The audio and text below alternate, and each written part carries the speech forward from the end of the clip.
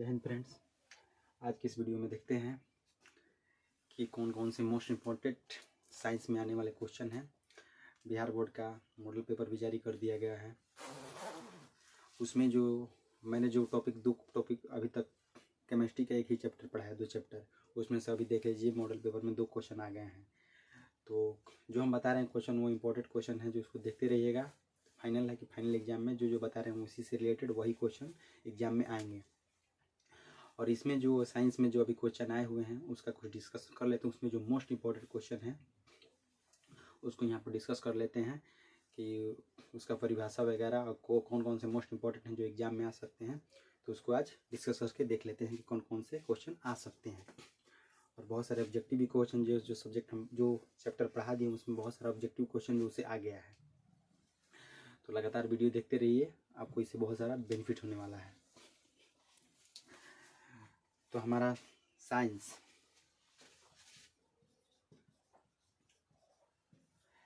का model paper जो है,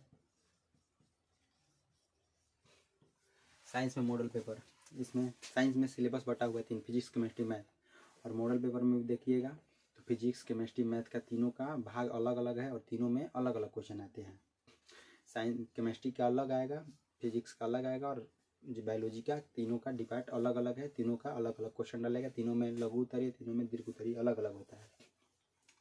तो वही हम देख लेते हैं कि कौन से क्वेश्चन इंपॉर्टेंट हैं तीनों सब्जेक्ट में, उसको यहाँ पर देख लेते हैं। अब मान के चलिए हम भौतिकी की पहली बात करते हैं। भौतिकी में क्या है, पहला क्वेश्चन है हमारा नाभिकीय संलयन, जो कि अभी मॉडल पेपर में भी दिया गया है और इसकी संभावना है कि वह बोर्ड एग्जाम में भी पूछते हैं कि नाभिकीय संलयन क्या है। तो उसको देख लेते हैं। नाभिकीय संलयन,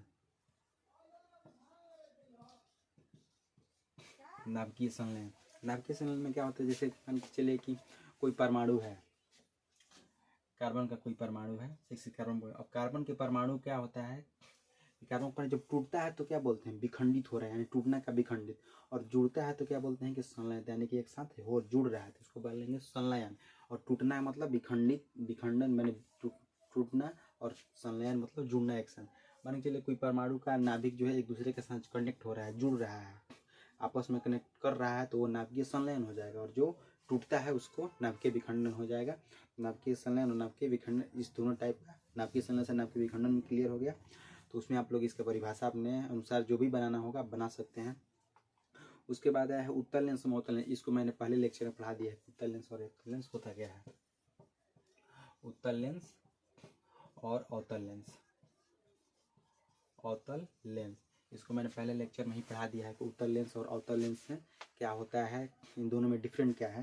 तो इसमें देखिए मॉडल पेपर में आया हुआ है कि उत्तल लेंस और अवतल लेंस में क्या डिफरेंट है, दोनों को अंतर स्पष्ट करें। तो इसको आप बना सकते हैं क्योंकि मैंने पहले लेक्चर में इसको करा दिया है।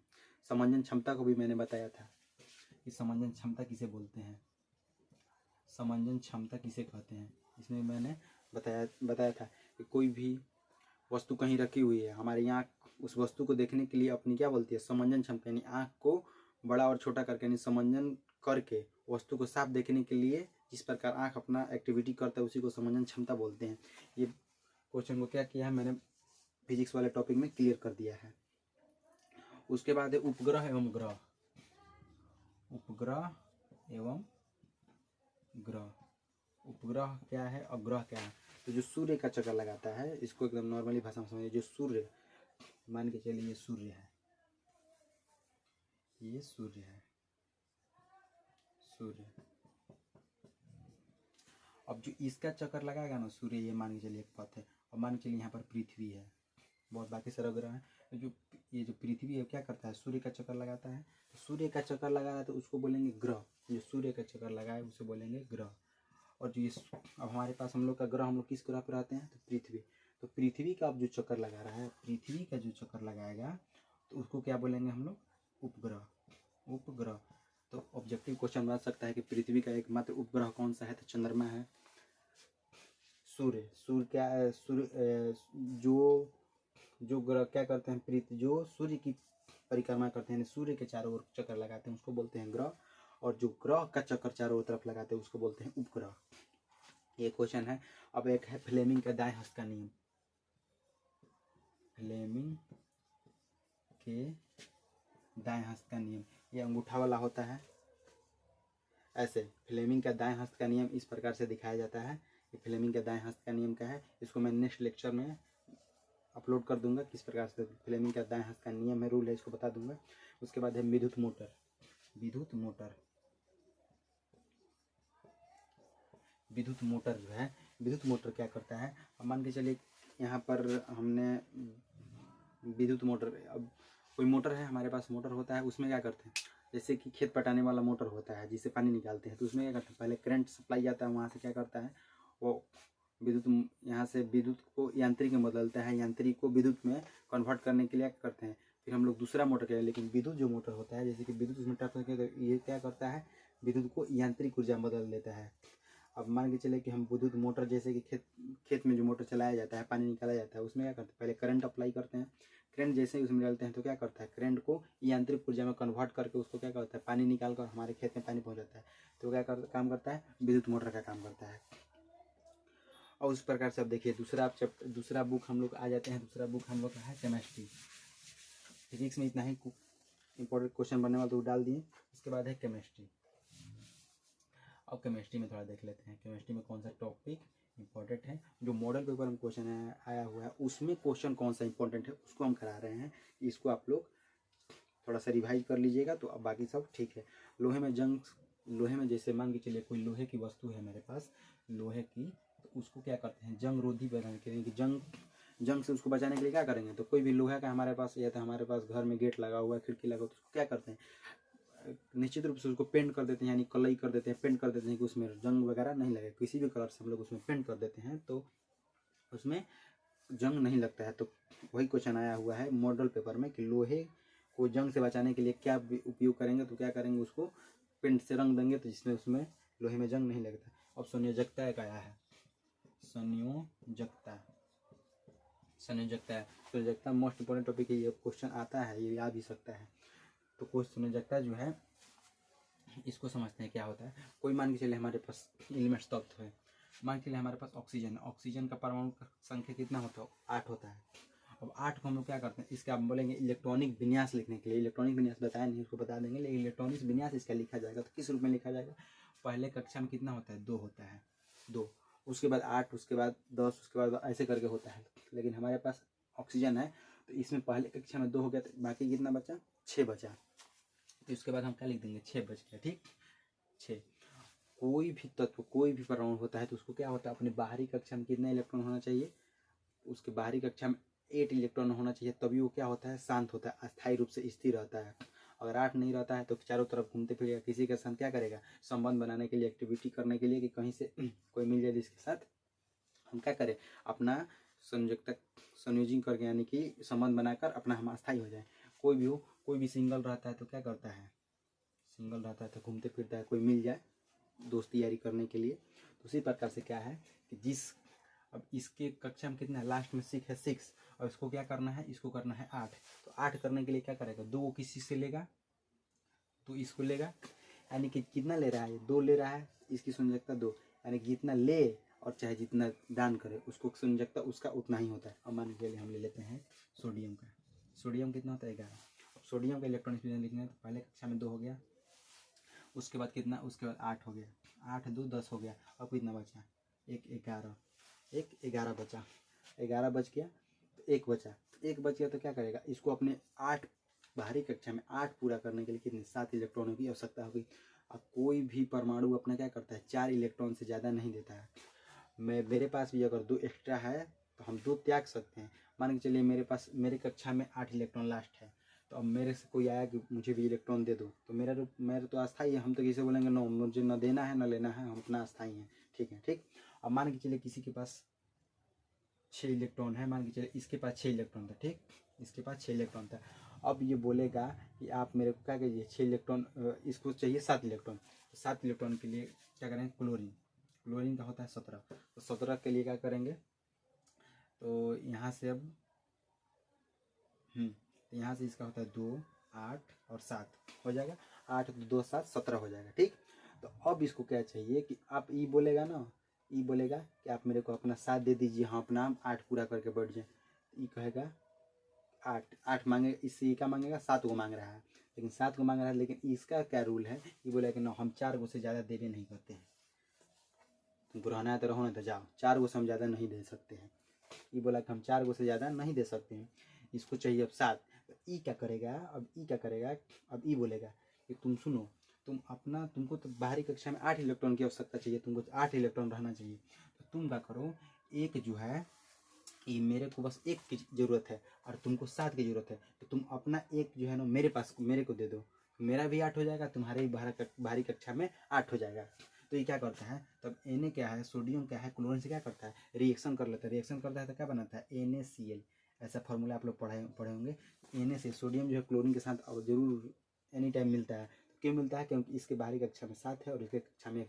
तो क्या करता है, ये क्लोरीन क्या होता है, सोडियम से रिएक्शन करता है। रिएक्शन करके बोलता है कि 1 अपना दे दो और 7 1 8 अपना बनाकर ये अपना 8 पूरा कर लेता है और ये भी इसका खत्म हो जाता है, इसका भी 8 कंप्लीट हो जाता है। तो ये कितना, जो जितना दान किया, यानी जो कितनी मेरे पास 1 इलेक्ट्रॉन हमको दान करना था, हम 1 इलेक्ट्रॉन दे देंगे, मेरी संयोजकता 1।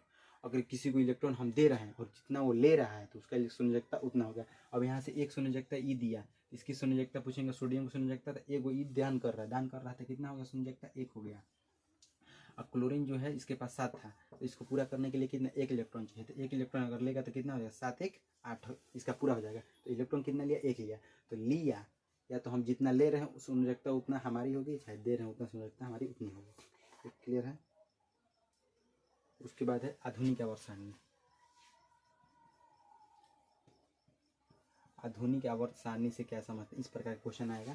तो आधुनिक आवर्त सारणी में क्या करता है, सभी को परमाणु क्रमांक के अनुसार बैठाया गया है। परमाणु क्रमांक नहीं, परमाणु क्रमांक जैसे कि hydrogen, helium, lithium, beryllium, boron, carbon, nitrogen, oxygen, fluorine, इस प्रकार से सभी को परमाणु संख्या क्रमांक के आधार पर बैठाया गया। इस प्रकार से उसमें परिभाषा में लिखना होगा, इसको हम अलग से करा देंगे। उसके बाद है समजातीय श्रेणी। समजातीय श्रेणी एक है, समजातीय श्रेणी। समजातीय माने समान जात वाला, समान जात वाला। मान के चलो स्कूल चल रहा है, उसमें क्या बोलेंगे, पहला क्लास कल बढ़ता है, क्या हुआ, उसका एक जात हुआ, क्या जात, यानी कि पहला क्लास। तो पहला क्लास का जितना बच्चा है एक साथ बैठेगा, दूसरा क्लास का बच्चा एक साथ बैठेगा, तीसरा क्लास का बच्चा एक साथ बैठेगा। तो उसी प्रकार से क्या है कि समजातीय श्रेणी में जो तत्व जिस श्रेणी का है उस श्रेणी में चल जाएगा, जो तत्व जिस श्रेणी का है जिस श्रेणी में चलेगा। अब मान के चलिए जिसके अंत में कितना होगा, जिसके अंत में सिर्फ 8 तत्व होगा, फाइनल में 8 लास्ट में बच रहा होगा, तो उसको क्या डाल दिया जाएगा, उसको एक श्रेणी में डाल दिया जाएगा कि तुम सब एक साथ, एक वाला है तुम सब एक में जाओ। जिसको संयोजकता 1 की कमी होगी उसको डाल दिया जाएगा कि तुम लोग एक में रहो। जिसका संयोजकता नहीं होगा, जिसका समय 4 4 होगा, उसको डाल दीजिएगा तुम लोग एक में रहो। तो उसको समजातीय श्रेणी के एक साथ, एक श्रेणी वाले को एक साथ रखना, उसे समजातीय श्रेणी बोलते हैं। मिश्र धातु किसे कहते हैं, अब आया मिश्र धातु। मिश्र धातु, अगर मिश्र धातु की बात करते हैं तो मिश्र माने मिश्रण, मिश्रण धातुओं का मिश्रण। तो मान के चलिए कि लोहा है और उसके साथ और कोई मिश्रण तांबा उमा मिला के दूसरा धातु का निर्माण करते हैं, उसी को मिश्रण बोलते हैं। कि जब धातु और धातु मिलाकर नए उपकरण का बनाया जाता है उसको मिश्र धातु बोलते हैं। अब धातु भी ले लिए और धातु भी ले लिए, दोनों को मिलाकर क्या बना दिए, एक नया पदार्थ, उसको मिश्रण बोलते हैं। क्योंकि धातु मिला हुआ धातु मिला हुआ तो दोनों मिश्रण होता है, तो मिश्रण का वही परिभाषा हो गया। ये आपका केमिस्ट्री में इंपॉर्टेंट क्वेश्चन यही था। ये सारे क्वेश्चन क्या है आपके मॉडल पेपर में आए हुए हैं। मॉडल पेपर जो बिहार बोर्ड 2024 जारी किया गया, इस साइंस के मॉडल पेपर को क्या करेंगे, इसी वीडियो के डिस्क्रिप्शन बॉक्स में हम डाल देंगे, वहाँ से आप लोग उसको डाउनलोड कर लीजिएगा। डाउनलोड करने के बाद उसमें जितना ऑब्जेक्टिव क्वेश्चन है सबको देख लीजिए, जो उसमें सब्जेक्टिव क्वेश्चन है सबको एक बार रिवाइज कर लीजिएगा। उसके बाद जो आगे क्वेश्चन होगा वो तो हम डालते ही जाएंगे। और इसका ऑब्जेक्टिव साइंस का जिसमें 80 ऑब्जेक्टिव क्वेश्चन है, उसका हम एक अलग से वीडियो अपलोड करने वाले हैं, जिसमें ऑब्जेक्टिव पे 80 का आंसर हम कराने वाले हैं। जितना सब्जेक्ट है, science, SST, Sanskrit, Hindi, English और मैथ, इस 6 सब्जेक्ट का सबका ऑब्जेक्टिव और सबका सब्जेक्टिव इसी प्रकार सबका बता देंगे और सबका ऑब्जेक्टिव अपलोड होने वाला है। उसके बाद है तंत्रिका तंत्र। तंत्रिका तंत्र यानी बायोलॉजी में तंत्रिका तंत्र से क्या समझते हैं। तंत्रिका तंत्र क्या होता है, जो हमारा ये हड्डी वगैरह है ये सब तंत्रिका तंत्र में आता है। कंकाल देखें हैं, कंकाल वही है हमारा तंत्रिका तंत्र के रूप में वही आता है। उसी से हमारा बॉडी क्या बना, तंत्रिका तंत्र से मिलकर बना हुआ है। तंत्रिका तंत्र हटा दिया है तो बॉडी बनने वाला नहीं, क्योंकि उंगली में देखिए यहाँ पर 3 पार्ट है, 1 2, तो ये सब क्या है यहाँ से मुड़ जाते हैं, सब तंत्रिका तंत्र से मिलकर बना हुआ है। ठीक, देखिए आया हुआ है स्वयंपोषी परपोषी, स्वयंपोषी एवं परपोषी से आप क्या समझते हैं? स्वयंपोषी एवं परपोषी से कहते हैं तो जो अपना भोजन स्वयं बना ले उसको स्वयंपोषी, या जो अपना भोजन खातिर दूसरा के पीछे पीछे घूमे उसको परपोषी बोलते हैं। यानी कि स्वयंपोषी कि जो अपना भोजन का निर्माण खुद से कर लिया करता है उसको हम स्वयंपोषी बोलते हैं। जो अपना भोजन प्राप्ति के लिए दूसरे पर निर्भर रहता है उसको हम परपोषी बोलते हैं। अब कोई बच्चा होता है कि अपना पढ़ाई लिखाई में हाँ अपना से मैथ हम सॉल्व कर लेंगे, और कोई होता है कि ना ये बना लिया इसी में से हम छाप के बस ले जाके दिखा देंगे, उसको बोल देंगे परपोषी टाइप का हो, क्योंकि वो दूसरे पर आश्रित है, सेम अपने पर काम कर ले रहा है अपने द्वारा, तो उसको बोलेंगे स्वयंपोषी। उसके बाद आया हुआ आयोडीन की कमी से कौन सा रोग होता है? आयोडीन की कमी से, आयोडीन की कमी से कौन सा होता है? घेंगा रोग होता है। किसी व्यक्ति को देखिएगा ना तो यहाँ गला के पास में इस प्रकार से थोड़ा सा लटका हुआ दिखने को मिलेगा, उसको बोलते हैं घेंगा रोग। क्योंकि क्या होता है वो लोग को आयोडीन की कमी के कारण होता है। जैसे कि नमक में आयोडीन, इसीलिए बोला जाता है कि नमक को आयोडीन युक्त खाइए। टाटा साल्ट प्रचार देता रहा कि आयोडीन, टाटा साल्ट नमक आयोडीन युक्त, तो कोई भी नमक खाइए तो आयोडीन युक्त खाइए। अगर आयोडीन युक्त नहीं खाइएगा तो क्या होगा, घेंगा रोग आपको भी हो सकता है। इसलिए आयोडीन की कमी से होने वाला रोग को बोलते हैं घेंगा रोग। उसके बाद क्या है, आहार श्रृंखला। सबसे लास्ट चैप्टर जो है कि बायोलॉजी का आहार श्रृंखला, आहार श्रृंखला है। ठीक, ये भी इंपॉर्टेंट क्वेश्चन ये भी आता है कि पहले प्रथम में कौन, द्वितीय में कौन, तृतीय में कौन होता है। प्रथम में मांसाहारी, फिर सर्वाहारी, फिर शाकाहारी, 3 तरह का श्रेणी है, उसमें होता है श्रृंखला है। इसको आप लास्ट चैप्टर में देख सकते हैं। इसको तो ऐसे इंपॉर्टेंट क्वेश्चन में कुछ दिन में डालने वाले हैं वीडियो में, आप लोग देख सकते हैं। एक है क्वेश्चन आया हुआ है हीमोग्लोबिन से आप क्या समझते हैं? हीमोग्लोबिन से आप क्या समझते हैं? हीमोग्लोबिन हमारा खून क्यों लाल होता है? हीमोग्लोबिन के कारण। क्यों? क्योंकि हीमोग्लोबिन से ही हमारा बॉडी में क्या होता है, पूरे ऑक्सीजन का सर्कुलेशन होता है। यानी कि हमारे बॉडी में हीमोग्लोबिन, तो वही हम जो सांस लेते हैं, अब सांस लिए तो इसमें जो ऑक्सीजन गया उसको क्या करेगा, ऑक्सीजन को लेकर पूरे बॉडी में चारों तरफ लेकर पूरा दौड़ाएगा, और जो बाकी गैस है वो तो हमारा फेफड़ा उसको बाहर कर ही देता है। तो जो है हीमोग्लोबिन क्या करता है, हमारे बॉडी में पूरा ऑक्सीजन का परिवहन करता है। उसके बाद है कि प्रकाश संश्लेषण में क्लोरोफिल की आवश्यकता क्यों है? प्रकाश संश्लेषण में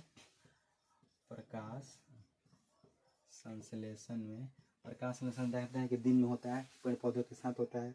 पेड़ पौधों का भोजन बनाना प्रकाश संश्लेषण की क्रिया द्वारा ही होता है। प्रकाश संश्लेषण क्रिया करेंगे तब पौधे क्या करेंगे, अपना भोजन को तैयार करते हैं। खाना बनाने के लिए क्या करेगा, प्रकाश संश्लेषण क्रिया अवश्य ही करेगा, क्योंकि प्रकाश संश्लेषण जब से क्रिया नहीं करेगा भोजन नहीं बना सकता है।